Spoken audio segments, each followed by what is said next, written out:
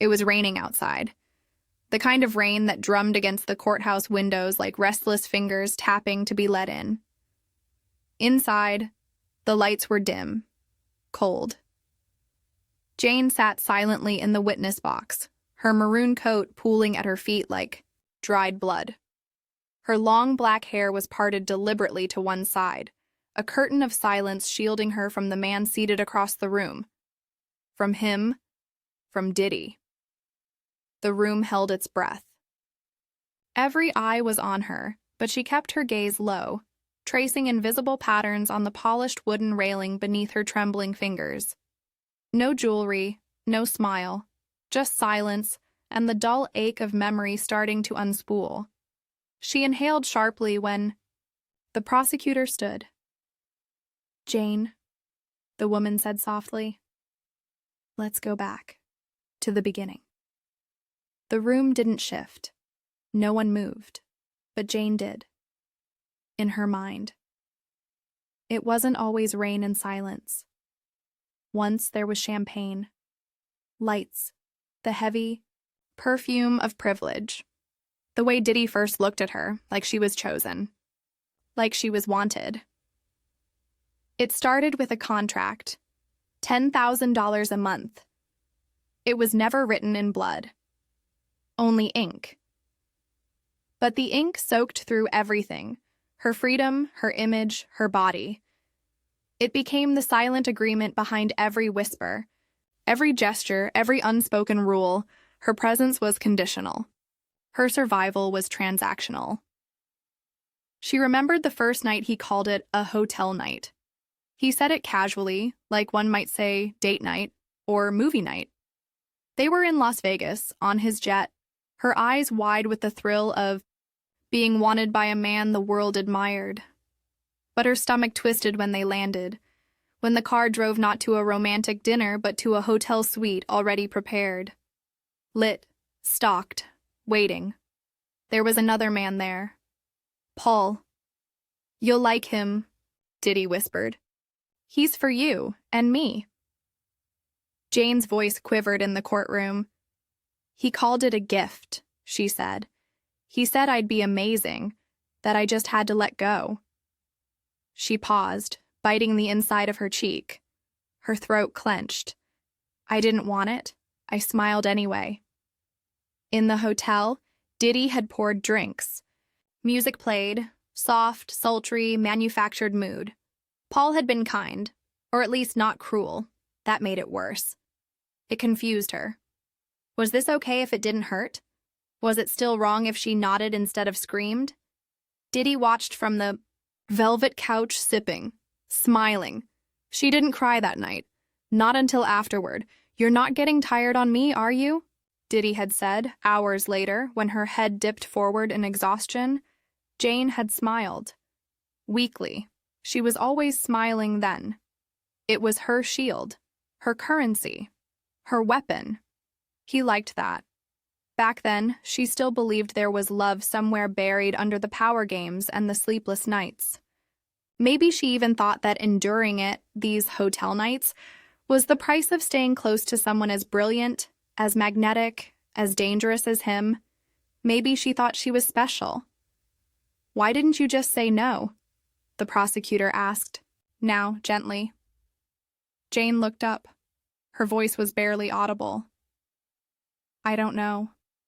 But she did. She just couldn't say it, because no wasn't allowed. No meant being shut out. No more jet rides. No more illusion of being chosen. No more apartment. No more relevance. She remembered one morning, waking up in her own bed after a freak-off. Her legs ached. Her mouth was dry. There were bruises on her thighs she couldn't account for. She looked in the mirror and didn't recognize the girl blinking back. In court, Jane clutched her coat. Her lips moved slightly, as if praying. She didn't want to upset him, the prosecutor repeated to the jury, so she said yes, again and again. A man in the jury box shifted uncomfortably. A woman next to him had her arms folded tightly, jaw clenched. Somewhere behind Jane, Diddy adjusted in his seat. He didn't speak. He didn't need to. He had spoken enough, for years. That night in Vegas never left her. It was the first cut, the first fracture in the fantasy. And yet she had texted him later that same night. "I love you," she wrote. "Tonight was perfect." It wasn't a lie. It was survival. Because that was what Jane had learned. If you can't escape the monster, you love it. You feed it. You smile while it devours you. As the courtroom adjourned for the break, Jane remained seated, alone. Her coat still crumpled around her ankles, her face hidden behind the thick veil of her hair. A tear slid silently down her cheek, but she didn't wipe it away. Outside, the rain kept falling, and behind that curtain of hair, her eyes were open wide, not with fear, but with memory. I was there, but I had vanished. The first thing to go was time. In that penthouse suite, the clocks had no meaning. The curtains were drawn, the air stale with expensive cologne and sweat. And Jane, if that was even still her name, moved like a ghost across the bedspread, her limbs aching, her mind frayed. She didn't know what day it was.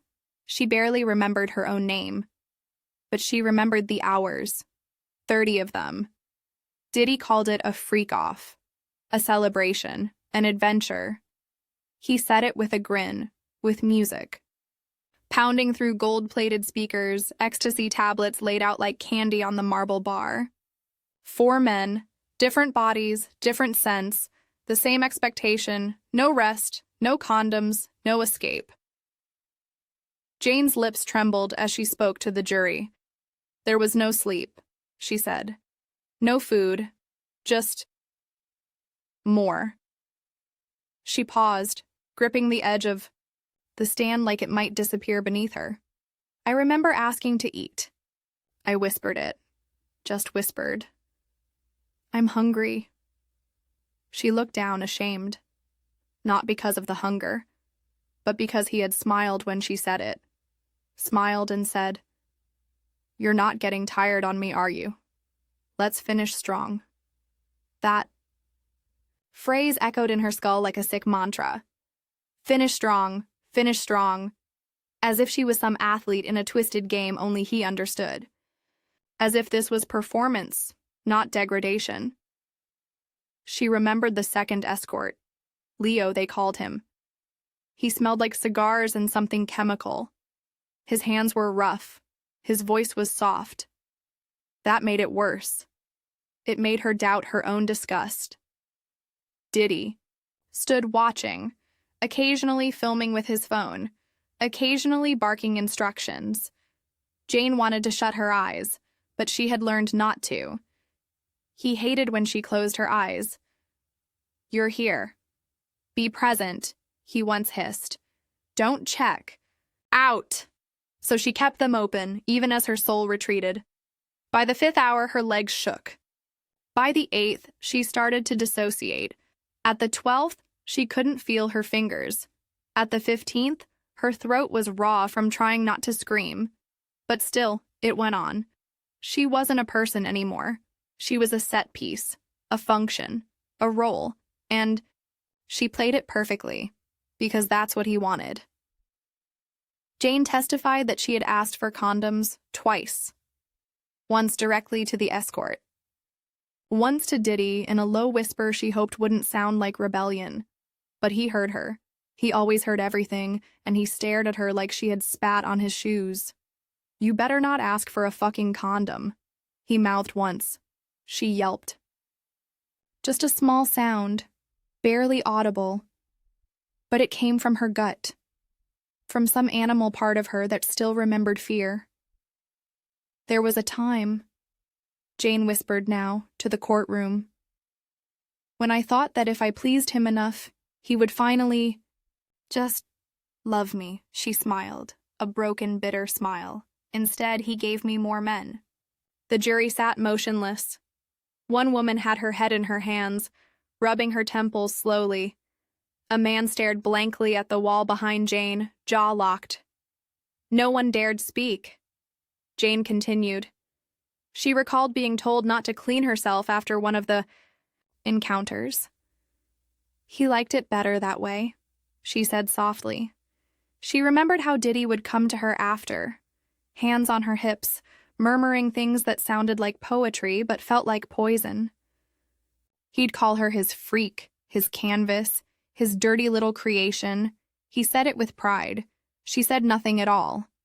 I'd lie down, Jane said, hoping he'd understand that I needed to stop, just for a moment.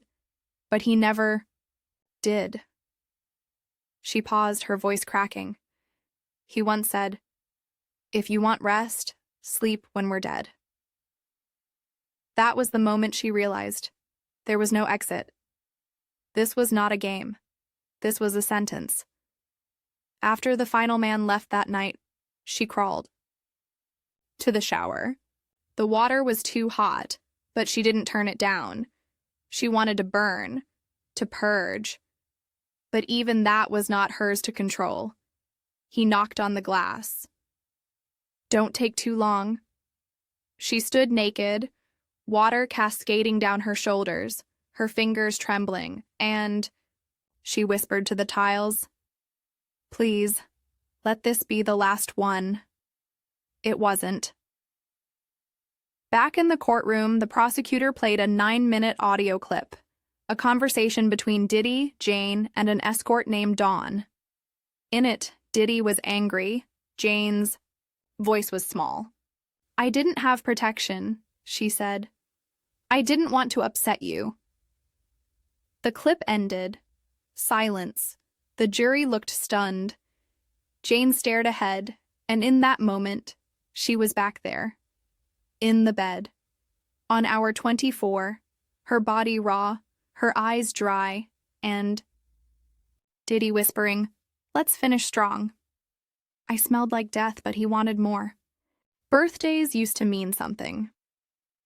When Jane was younger, they were innocent.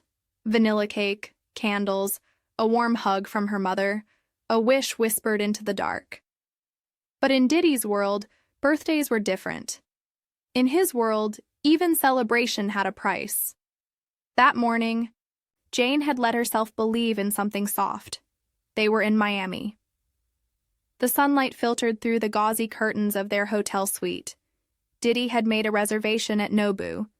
He handed her a small black box, diamond earrings, delicate, expensive, cold.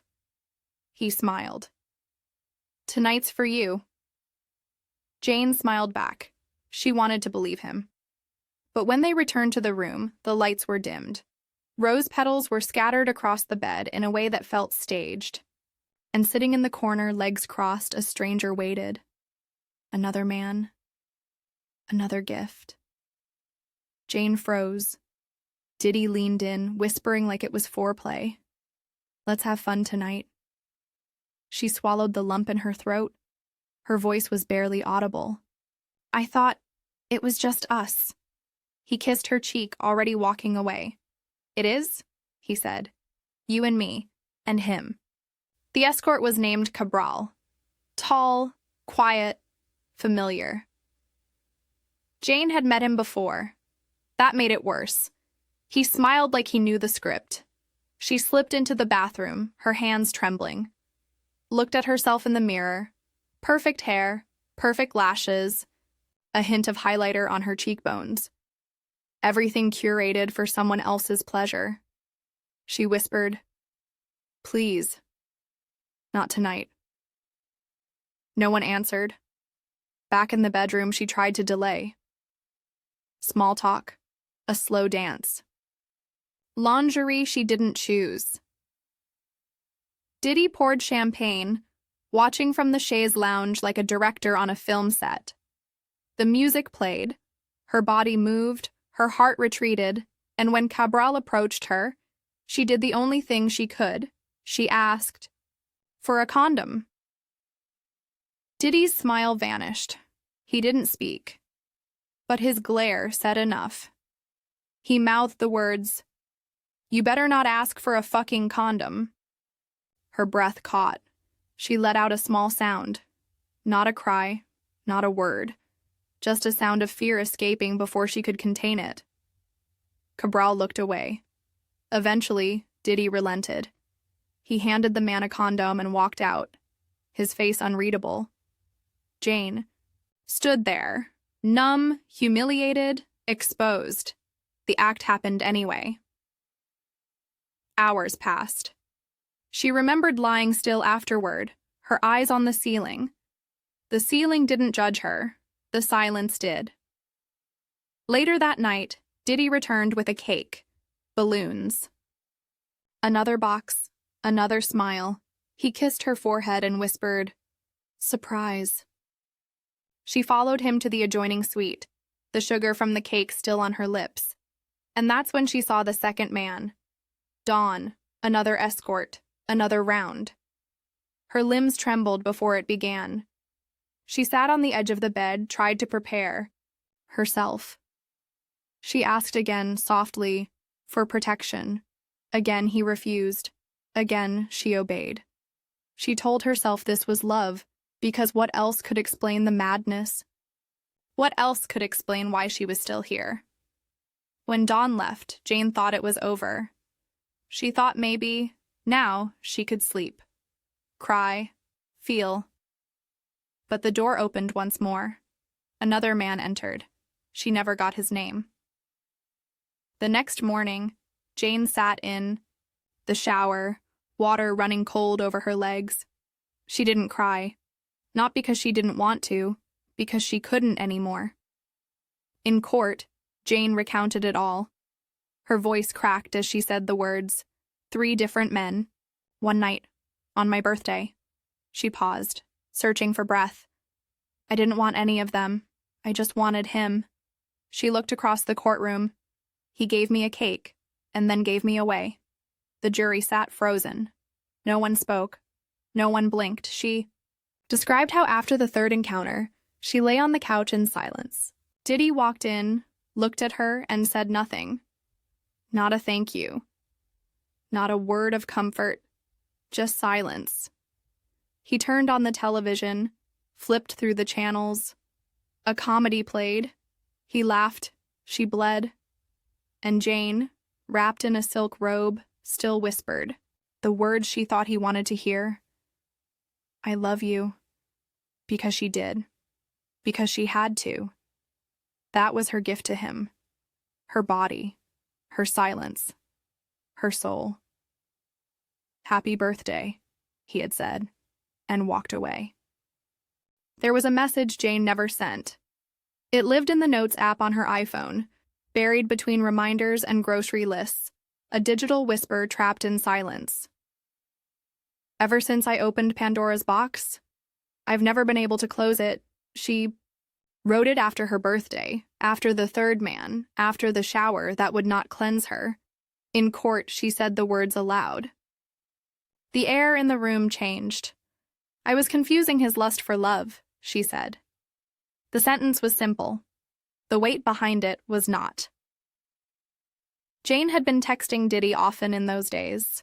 Sometimes it was explicit, words she didn't feel but wrote. Anyway.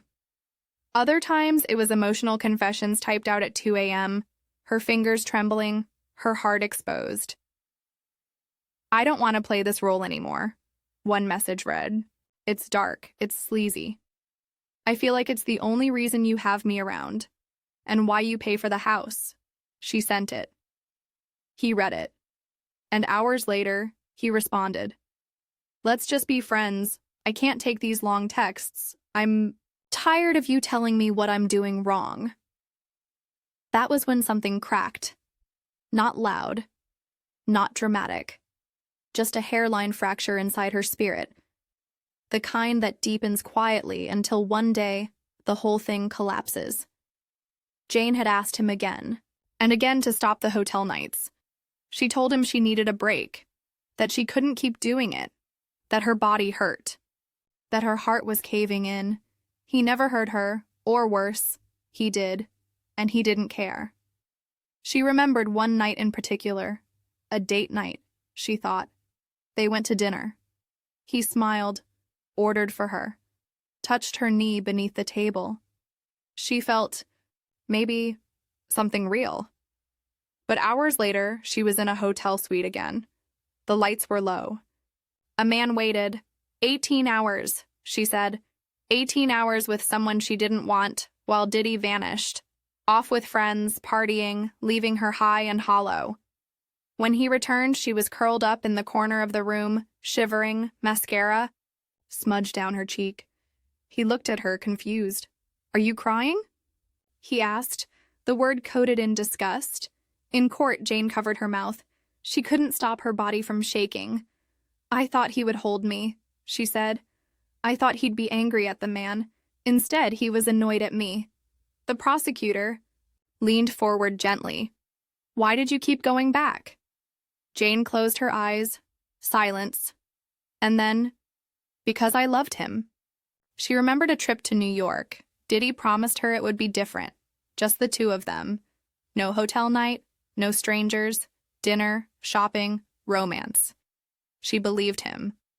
Until the SUV pulled up to the Trump Hotel and he asked, "Do you want entertainment tonight?"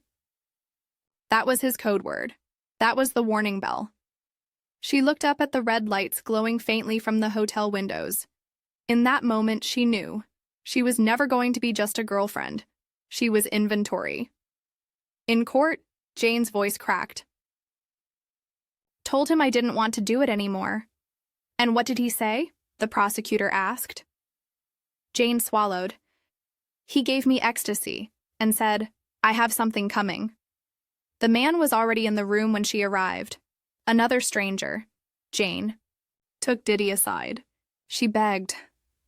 "I can't do this," she whispered. "Please." But he was agitated. "You'll ruin the night," he said. So she did what she had learned to do. She dissociated. She performed. And afterward, she thanked him. The prosecutor showed. The jury a text Jane sent him weeks later.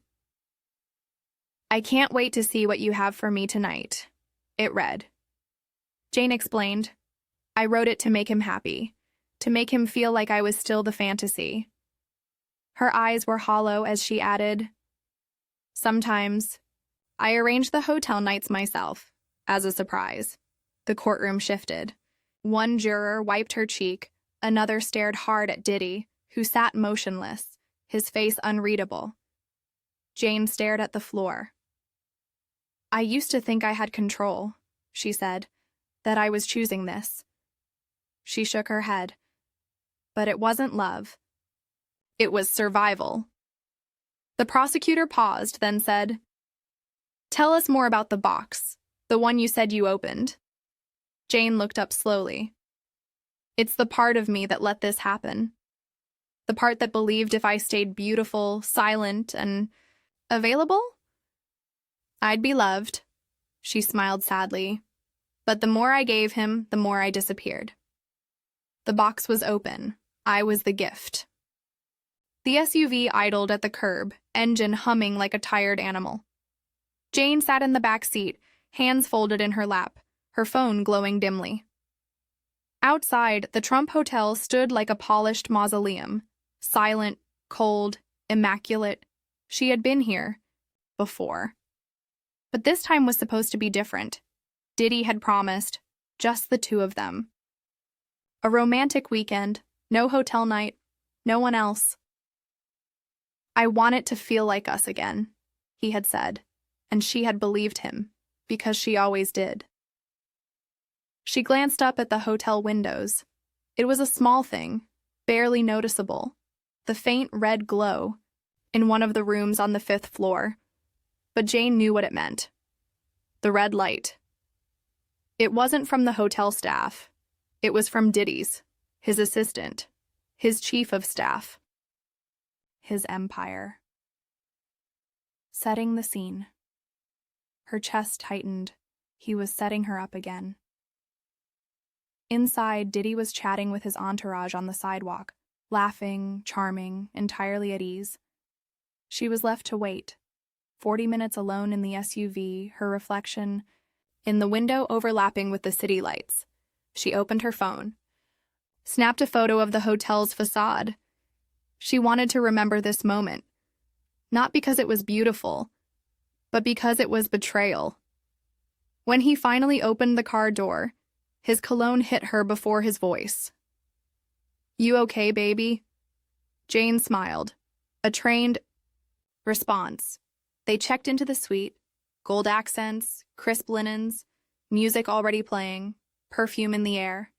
Everything curated, everything planned. She sat on the edge of the bed while Diddy moved through the room, talking to someone on his phone. Then he looked at her casually. "You want some entertainment tonight?" Her blood turned cold. "No," she said softly. "You said it was just us." He paused. "You don't have to do anything," he said, reaching into his jacket. "But I got something coming." He handed her an ecstasy tablet. She stared at it in her palm. It felt like a decision, but it never really was. When the knock came, her body already felt weightless. She walked into the living room and the escort was standing there. Another stranger, smiling, expecting. Jane pulled Diddy into the bedroom. "Please," she said. "I can't." He frowned. "You're always so emotional," he muttered. "Just relax." He walked out, leaving her alone with the man. She did what she always did. She became someone else. Not Jane, not a woman, just a shape that obeyed. Later that night, when the man was gone and the lights were dim again, Jane sat cross-legged on the floor. Her skin burned. Her stomach churned. She reached for her phone, typed another message in notes. "I'm sorry. I don't want to do drugs for days and days and have you use me to fulfill your freaky, wild desires in hotel rooms." But she didn't send it, because if she sent it, she might lose everything. The house. The illusion. Him. She lay down on the carpet, stared up at the ceiling, and remembered what it used to feel like to be touched with love. She hadn't felt that in a long time. In court, Jane recounted that night. Her voice didn't shake. Not anymore. She had told it to herself so many times that it had hardened. "I told him I couldn't," she said. "He didn't care." The prosecutor nodded. "And after?" Jane hesitated. "I arranged the next hotel night myself." Gasps moved through the courtroom like a cold wind, Jane explained. "He used to say, 'I can't wait to see what you have for me tonight.'" She forced a smile. "I learned to read between the lines. So she booked Cabral again, paid for his flight with her own card. Texted Diddy afterward, telling him the surprise was ready. The prosecutor showed the jury a receipt, a flight from Atlanta to New York, a hotel bill, a message. "He's excited. He's perfect for tonight." Jane closed her eyes. "I thought if I made it perfect, he'd finally choose me." But he never did. She remembered watching him fall asleep afterward, curled beside her. He looked peaceful. She looked at the ceiling again. The same ceiling. The same red glow. The same silence. The red glow pulsed like a wound that never closed. Pain had become routine, like brushing her teeth or fixing her hair. Something expected. Something endured. But it wasn't just emotional anymore. Her body had begun to break down. Jane testified about the infections first. The courtroom grew still. She didn't flinch as she listed them: urinary tract infections, vaginal tears, constant soreness. Antibiotics lined her bathroom shelf like soldiers ready for war. She had memorized the dull burn that came every morning after a hotel night. Sometimes she took a week off to heal. Most times she didn't. She talked about the shoes next. The stripper, heels Diddy picked out himself. Black, glossy, 7 inches tall. She was expected to wear them the entire night, even during sex. Slipping was punished with silence, with withdrawal. with ice, not physical violence, something colder, emotional starvation. He chose everything: her shoes, her lingerie, her nail polish, even her piercings. Jane remembered the day he told her she needed nipple rings. It was said casually, as if it were a joke. But when she laughed nervously, he didn't. Instead, he called his assistant, booked the appointment. Christina, the same assistant who handled Diddy's flights and finances, now arranged body modifications for Jane.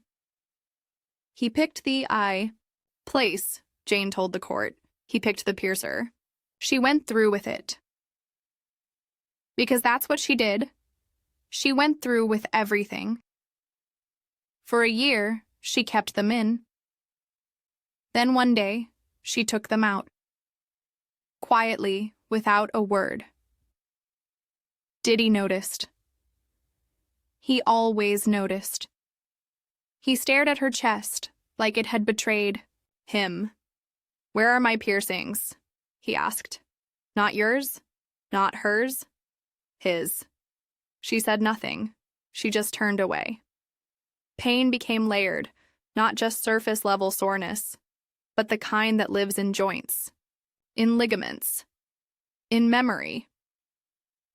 There were nights when she had to hold certain poses for hours during foreplay, long enough for her knees to lock, her back to spasm, her vision to blur, but she never said stop. Because stop was a language Diddy didn't speak. In the courtroom, she listed symptoms clinically, like a medical report. But her voice cracked when she added, "I never told him I was hurting." The prosecutor asked why. Jane's eyes dropped. "Because I didn't want to upset him." She had learned to lie with her body, to act okay when she wasn't, to use sex as currency for safety, to say yes with her lips when her soul screamed no. The jury leaned in closer as she described the oil, baby oil, slathered everywhere, thick, slick, endless. She said it made her slip in the heels, made it hard to balance, made her feel ridiculous, like a caricature of desire. But he liked it. So she adapted. Jane confessed that she started writing everything down, in the Notes app on her phone. Her mind had become a maze. She needed somewhere to leave breadcrumbs in case she forgot who she was.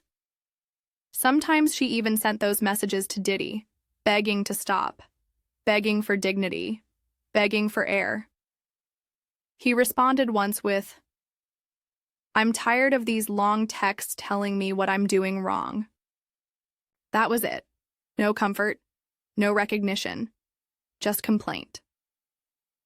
At this point in court, Jane's voice was low but steady. Years of silencing herself had made her careful with words, measured, contained, until now. The prosecutor asked, "Did you ever say it out loud?" "That you wanted out?" Jane nodded. "I tried. But he told me I was being dramatic, that I was making it about me, that I should be grateful." She paused. "I told him I felt used." She looked up, and he said, "You should feel lucky. You're in my life." She believed him, because believing that lie was easier than facing the truth, that she had become something between a pet and a prop, adored in public, controlled in private, broken in secret. At night, when he was asleep, Jane would walk barefoot across his house, searching for herself in reflections. The girl in the mirror stared back like a stranger. And yet, even after the worst nights, she still made him breakfast, massaged his back, put on his favorite show, cuddled on the couch. Love doesn't always look like roses. Sometimes it looks like surrender. He said, "Where are my piercings?" She whispered. I had no answer. Pain had become routine, like brushing her teeth or fixing her hair. Something expected, something endured. But it wasn't just emotional anymore.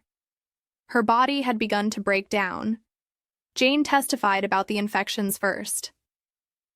The courtroom grew still. She didn't flinch as she listed them: urinary tract infections, vaginal tears, constant soreness. Antibiotics lined her bathroom shelf like soldiers ready for war. She had memorized the dull burn that came every morning after a hotel night. Sometimes she took a week off to heal. Most times she didn't. She talked about the shoes next. The stripper. Heels. Diddy picked out himself. Black, glossy, 7 inches tall. She was expected to wear them the entire night, even during sex. Slipping was punished with silence, with withdrawal, with ice, not physical violence, something colder, emotional starvation. He chose everything: her shoes, her lingerie, her nail polish, even her piercings. Jane remembered the day he told her she needed nipple rings. It was said casually, as if it were a joke. But when she laughed nervously, he didn't. Instead, he called his assistant, booked the appointment.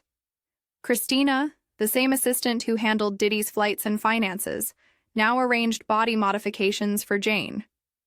He picked the place, Jane told the court. He picked the piercer. She went through with it, because that's what she did. She went through with everything. For a year, she kept them in. Then one day, she took them out. Quietly. Without a word. Diddy noticed. He always noticed. He stared at her chest like it had betrayed him. "Where are my piercings?" he asked. "Not yours, not hers. His." She said nothing. She just turned away. Pain became layered.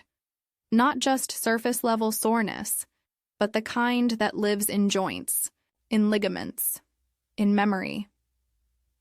There were nights when she had to hold certain poses for hours during foreplay, long enough for her knees to lock, her back to spasm, her vision to blur, but she never said stop. Because stop was a language Diddy didn't speak. In the courtroom, she listed symptoms clinically, like a medical report. But her voice cracked when she added, "I never told him I was hurting." The prosecutor asked why. Jane's eyes dropped. "Because I didn't want to upset him." She had learned to lie with her body, to act okay when she wasn't, to use sex as currency for safety, to say yes with her lips when her soul screamed no. The jury leaned in closer as she described the oil. Baby oil, slathered everywhere. Thick, slick, endless. She said it made her slip in the heels. Made it hard to balance. Made her feel ridiculous, like a caricature of desire. But he liked it, so she adapted. Jane confessed that she started writing everything down, in the Notes app on her phone. Her mind had become a maze. She needed somewhere to leave breadcrumbs in case she forgot who she was. Sometimes she even sent those messages to Diddy, begging to stop, begging for dignity, begging for air. He responded once with, "I'm tired of these long texts telling me what I'm doing wrong." That was it. No comfort, no recognition, just complaint. At this point in court, Jane's voice was low but steady. Years of silencing herself had made her careful with words, measured, contained, until now. The prosecutor asked, "Did you ever say it out loud? That you wanted out?" Jane nodded. "I tried. But he told me I was being dramatic. That I was making it about me. That I should be grateful." She paused. "I told him I felt used." She looked up, and he said, "You should feel lucky. You're in my life." She believed him, because believing that lie was easier than facing the truth, that she had become something between a pet and a prop, adored in public, controlled in private, broken in secret. At night, when he was asleep, Jane would walk barefoot across his house, searching for herself in reflections. The girl in the mirror stared back like a stranger. And yet, even after the worst nights, she still made him breakfast, massaged his back, put on his favorite show, cuddled on the couch. Love doesn't always look like roses. Sometimes it looks like surrender. He said, "Where are my piercings?" She whispered. I had no answer.